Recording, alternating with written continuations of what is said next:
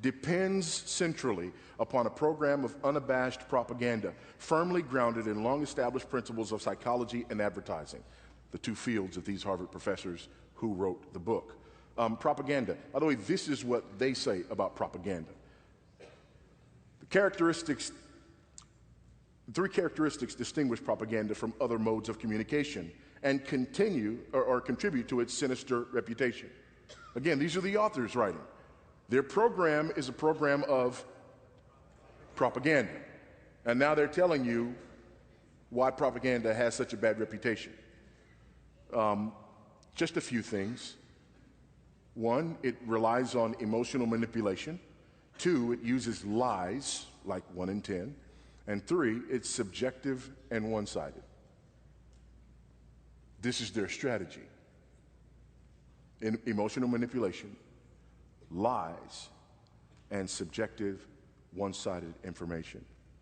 Tell our side of the story as movingly as possible. In the battle for hearts and minds, effective propaganda knows enough to put its best foot forward. This is what our own media campaign must do. And in '89, they outlined a media campaign. What did they want to do in their media campaign? 3 things: desensitizing, jamming, and conversion. By the way, these are the 3 steps to brainwashing. These are the 3 things that they wanted to do. This is the way that they wanted people to change the way they thought. This is the way they wanted to get people like us off of a Genesis-oriented understanding of origins and their consequences to another understanding of origins and their consequences. Desensitizing, what does that look like? To desensitize straights to gays and gayness, inundate them in a continuous flood of gay-related advertising presented in the least offensive fashion possible. If straights can't shut off the shower, they may at least eventually get used to being wet. Desensitizing. Tell the truth. You see a gay character on a show, you don't even get offended anymore. It's just there. We're just so used to it.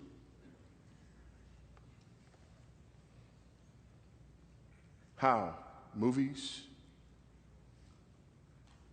TV shows, commercials, outed actors and athletes. These are the ways that you desensitize.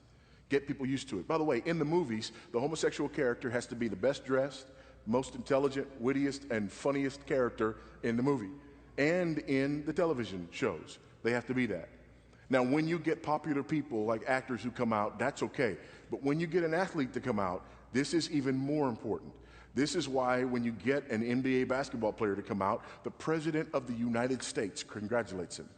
This is why when Michael Sam comes out before the NFL draft, it is national news everywhere you can think of. Why?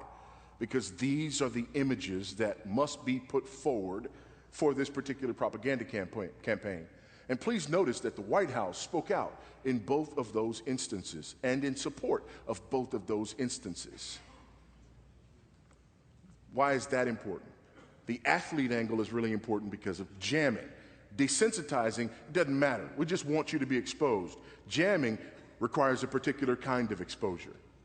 Accuse religious people.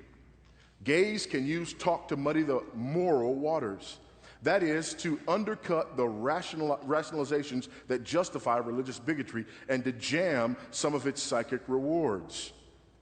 Portray anti-gay institutions as antiquated and backwards and badly out of step with the times and with the latest findings of psychology.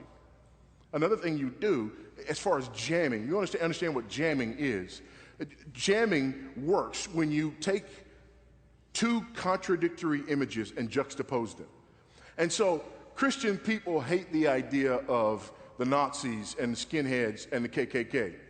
So what you do is you portray people who are against same-sex marriage as being akin to Nazis, skinheads, and the KKK.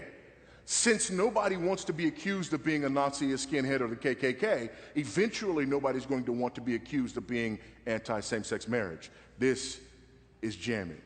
This is why in your average Sunday sermon from a pastor that deals with homosexuality, the first third of it will be apologizing. Imagine this on a Sunday morning from a church. Now, church, We're going to address the issue of adultery, but I don't want you to be alarmed. I am not here to bash adulterers.